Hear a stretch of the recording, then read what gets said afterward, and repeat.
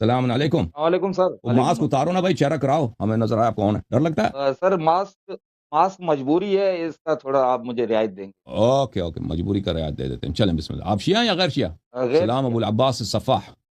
بنو ابا بنو عباس کو آپ سلامی دیتے ہیں. کم از کم رسول پاک صلی اللہ علیہ وسلم کا نام لکھتے ہیں بھائی. سلام دیتے تو حبیب جی خدا جی. کو دے دیتے. چلیں بسم اللہ کریں. ان کے کیا حکم ان ہے کے بھائی؟ نام جی ان کے نام دل میں لکھے ہوئے ہیں، اور میں عباسی ہوں، اس وجہ سے پھر میں اپنے اچھا جد جو چلیں ہے، ایسے تو حضرت عباس ہیں جد، لیکن اس کے بعد جو بنی امیہ کو جنہوں نے سبق چلیں جی. سکھایا تو میں اسے سلام. اوکے.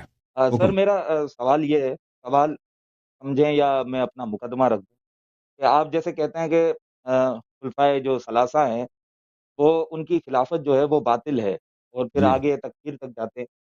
تو اگر وہ خلیفہ اس معنی میں ہے کہ وہ صرف ریاست کے نظام کو سنبھالنے کے لیے، اس کے نسق کو سنبھالنے کے لیے، حکومت کے معاملات کو سنبھالنے کے ہوں لیے، جی. اور وہ منصوص من اللہ اپنے آپ کو نہیں کہتے، ہوں اور اس کے علاوہ جو ہے وہ لفظی طور پہ ان کو خلیفہ کہا جاتا ہے، اسی طرح جس طرح پیش امام کو ہم کہتے ہیں امام جی پیش امام، لیکن جی وہ جی. امام اس طرح کے امام نہیں ہے. یا ہم خمینی صاحب کو کہتے ہیں کہ امام خمینی، تو وہ امام ہوں اس طرح کے امام نہیں ہے.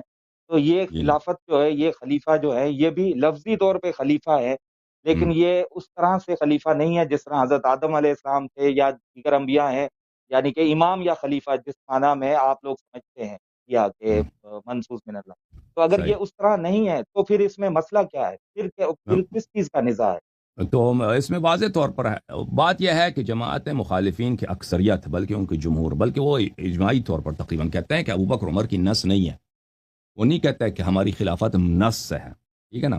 وہ کہتے ہیں مسلمانوں کی لیڈرشپ کے لیے ہم نے یہ انتظام کیا ہے کہ ان کی حکومت سنبھالنے کے لیے بھائی صحابہ نے کہا کہ ابو بکر پہلے بن جائے، پھر ابو بکر نے کہا کہ عمر بن جائے. اس سلسلے سے تو یہ تو کہتے نہیں ہے کہ اللہ کی جانب سے ہے، رسول صلی اللہ علیہ وسلم کی جانب سے ہے. تو اس میں مشکل کیا ہے؟ مشکل یہی ہے میرے بھائی، مشکل یہی ہے کہ اب اللہ اور رسول نے نہیں بنایا اس کو مسلمانوں کا قائد اور مسلمانوں کا حاکم اور مسلمانوں پر حکومت کرنے کا پوزیشن ان کو اللہ اور رسول صلی اللہ علیہ وسلم نے نہیں دیا ہے.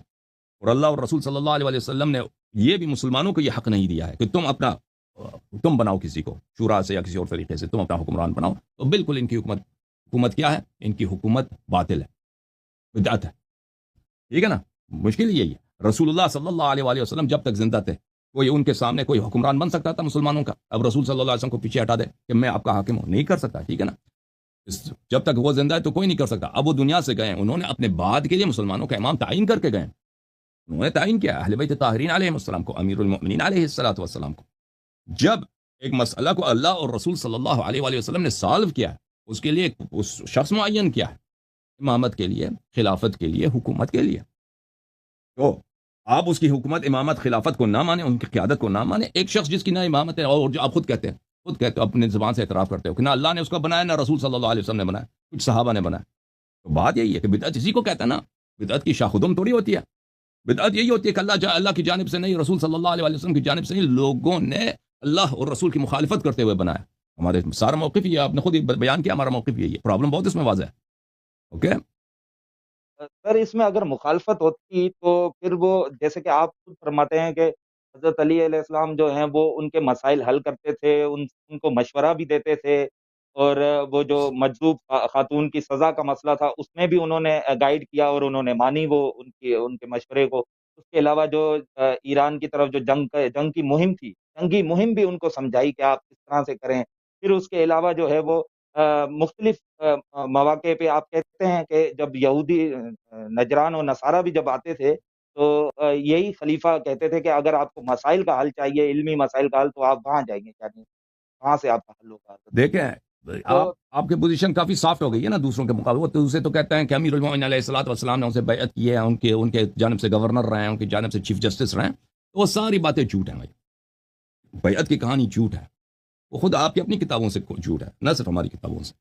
یہ چیف جسٹس رہے ہیں، اس کی کوئی سند نہیں ہے. ان کے مشیر رہے ہیں، اس کی کوئی کچھ بھی نہیں ہے. یا ان کی جانب سے کوئی وہ کمانڈر آرمی کے رہے ہیں، یا ان کی جانب سے گورنر رہے ہیں. یہ تو آپ کے علماء نے آپ کے مساجد سے، آپ کے جو جامع مساجد ہیں ان مدارس سے، اور آپ کے جو دینی پروگرام ہے، دینی جو پبلیکیشنز ہیں، ان میں یہ جھوٹ بہت مشہور کر دی ہے.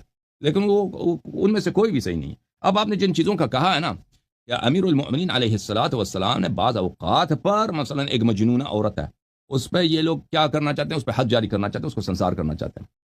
تو ایسے مواقع پر امیر المؤمنین علیہ السلام نے ان کی مدد کیا. میرے بھائی، اس سے ان کی حکومت کی تائید نہیں ہوتی. اگر ایک مظلوم عورت ہے، سنسار آپ نے دیکھا، سنسار کا موت جو ہے وہ بہت دردناک موت ہے، وہ کوئی مذاق نہیں ہے. اس کو پتھر، ایک عورت کو آپ اتنے پتھر ماریں کہ تاکہ وہ جان بحق ہو جائے، یعنی اس کے کھوپڑے پہ اتنے پتھر مارتے ہیں، اس کا چہرہ وغیرہ خونی ہو جاتا ہے. وہ تو یعنی اللہ نے بنایا اسی لیے سنسار کو، تاکہ کوئی دوسرا جرات نہ کرے گناہ کرنے کی. تو اب ایک بے گناہ عورت ہے بھائی، اللہ نے اس پہ کچھ حرام ہی نہیں کیا. جب عقل نہیں ہے تو آپ پہ نماز واجب نہیں ہے، شراب حرام نہیں ہے، زنا جب عقل ہی نہیں ہے وہ اللہ نہیں پوچھے گا، گرفت ہی نہیں کرے گا اللہ. اب یہ لوگوں دیکھیں ان کی اپنی کتابوں میں کہ مجنونہ پر، وہ بخاری میں بھی موجود ہے، مجنونہ پر یہ ان کی عقل اتنی ہے، خلیفے کی عقل اتنی کہ مجنونہ پر، پاگل عورت پہ حد جاری کرنے لگے تھے. اور بھائی عقل ان کی اتنی تھی. تو اب اس موقع پر اگر امیر المؤمنین علیہ السلام ایک مظلوم کی جان بچانا چاہتے ہیں، یہ اس کی خلافت کی تائید نہیں ہے.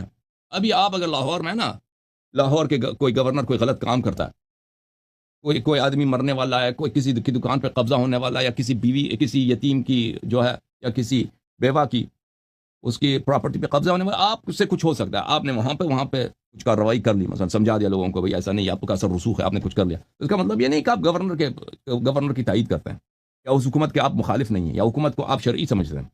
یہ واضح ہے. اسی طرح آپ نے جو یہود و نصارہ آتے تھے، اس کے واقعات کتب میں بہت ہیں. یہود و نصارہ آتے تھے ان کے علماء سوال کرنے کے لیے، کیونکہ ان کے پاس علم تھا، ان کے پاس پرانے انبیاء علیہ الصلوۃ والسلام کے بہت سارے احادیث تھے، علوم تھے، شرائع ان کے پاس موجود تھے. وہ سوال کرتے تھے کہ اللہ کے صفات کیا ہیں، عرش کیسا ہے، اللہ نے سب سے پہلے کیا بنایا ہے، اللہ نے اس کے بعد کیا بنایا ہے، قیامت کے دن کیسا ہوگا. تو ان کے پاس یہ چیزیں موجود تھی، تو وہ آ کے ٹیسٹ کرتے تھے. ٹھیک ہے نا. جب وہ آتے تھے مسلمانوں کے پاس، اور مسلمان کے آپ کا خلیفہ کون ہے، ابو بکر، اس سے پوچھتے تھے، اس کو کچھ نہیں معلوم، اس کو کچھ نہیں معلوم. یا عمر سے پوچھتے تھے، اس کو، اس کے واقعات بہت زیادہ ہیں.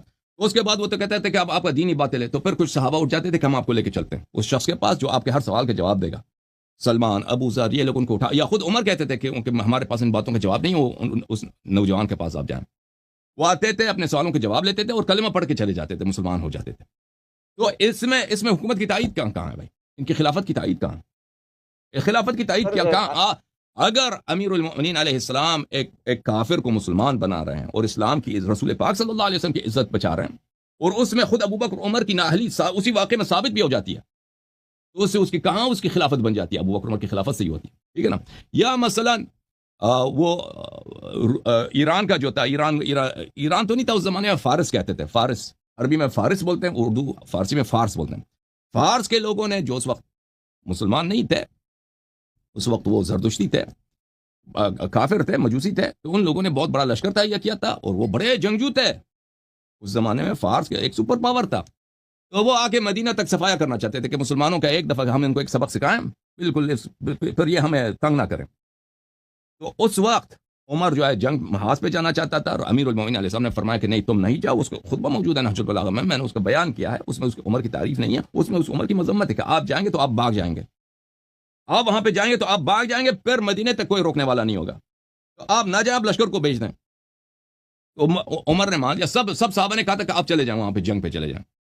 تو دیکھیں، اگر ایک کافر حملہ کرتا ہے، وہ آ کے سب مسلمانوں کو قتل عام، مسلمان کے بچوں کو قتل عام کرتا ہے، مسلمانوں کے عورتوں کو اٹھا کے لے کے جائے گا اپنے ساتھ، صحابیات کو اپنے ساتھ اٹھا کے لے جائے گا، صحابیہ کے بہوؤں کو، صحابیوں کے لڑکیوں کو، ان کو ریپ کے لے کے جاتے. پرانے زمانے میں یہ ہوتا تھا بھائی، آپ نے کوئی علاقہ فتح کیا نا، مردوں کو قتل کرو، عورتوں کو اٹھا کے لے کے جاؤ، یہ ہوتا تھا. تو یہ صحابہ خود بھی یہی کرتے تھے دوسروں کے ساتھ. تو یہ اگر یہ ہوتا، اس سے انہوں نے بچایا ہے. اس میں حکومت کی وہ نہیں ہے، حکومت کی، ان کی حکومت کی تائید نہیں ہے. ٹھیک ہے نا. یہ پورا اسلام کو بچانا ہے، نہ کہ ان کے. اگر اس وقت امیر المؤمنین سب کیا کرتے ہیں مثلا، اس میں یعنی کیسا مشورہ دیتے ہیں؟ اس میں واضح طور پر انہوں نے کہا آپ وہاں پہ جائیں گے، آپ، کیونکہ ابو بکر عمر کی تاریخ تو معلوم ہے، انہوں نے کبھی جنگ لڑا بھی نہیں ہے، جنگوں سے، ان کی مختلف جنگوں سے وہ فرار ہوئے. اس میں ہم کسی کی دل آزاری نہیں کرنا چاہتے. اگر وہ یہی واقعہ ایرانیوں کے ساتھ پیش آ جائے تو پھر دیکھیں، فوج کے کمانڈر کا ایک مقام ہوتا ہے نا، کہ ایک دفعہ کمانڈر بھاگ گیا تو پھر وہ فوج نہیں رکتی. بالخصوص وہ زمانہ جو لشکریں آپس میں آتی تھیں، تن بتن جنگ ہوتا تھا، وہ سب صفوف مشخص ہیں، ایک دوسرے کو دیکھ رہے ہیں. اب سب لشکر والوں کو پتہ چل جائے کہ ہمارا کمانڈر صاحب چلے گئے یہاں سے، تو لشکر والے پھر وہ نہیں کرتے، وہ سب بکر جاتے ہیں. تو یہ ان کو مشورہ دیا. تو اس میں دیکھیں یہ تو اہل بیت علیہ الصلوۃ والسلام کی عظمت ہے کہ دیکھیں ان کے مخالفین بھی ابو بکر عمر کی خلافت کی صحت کے لیے یہ مجبور ہے کہ اہل بیت علیہ السلام سے کوئی نہ قرآن سے جو ثابت نہیں کر سکتے, رسول پاک صلی اللہ علیہ وسلم کی حدیث سے تو یہ ان کی خلافت ثابت نہیں کر سکتے. تو کیا کرتے ہیں, امیر المومنین علیہ السلام کے دروازے پہ آ جاتے ہیں کہ امیر المومنین علیہ السلام کے اس کلام سے پتہ چلتا ہے کہ وہ صحیح خلیفت ہے. لیکن یاد رکھو امیر المومنین علیہ السلام اہل بیت علیہ السلام کا موقف اجماعی طور پر یہی ہے کہ ان کی خلافت باطل ہے. جی مزید بولیں. جھوم جاؤ, پرواز کرو, کیوں فخر سے سر اٹھا, کیونکہ اللہ تعالیٰ نے تمہیں انتخاب کیا. صراط حق پر صرف تم ہو, صراط ایمان پر صرف کیا, کیونکہ اللہ تعالیٰ نے تمہیں انتخاب کیا. صراط جھوم جاؤ, پرواز کرو, شیو فخر سے سر اٹھا, کیونکہ اللہ تعالیٰ نے تمہیں انتخاب کیا. تم صراط حق پر صرف تم ہو, صراط ایمان پر صرف کیا. الحمدللہ.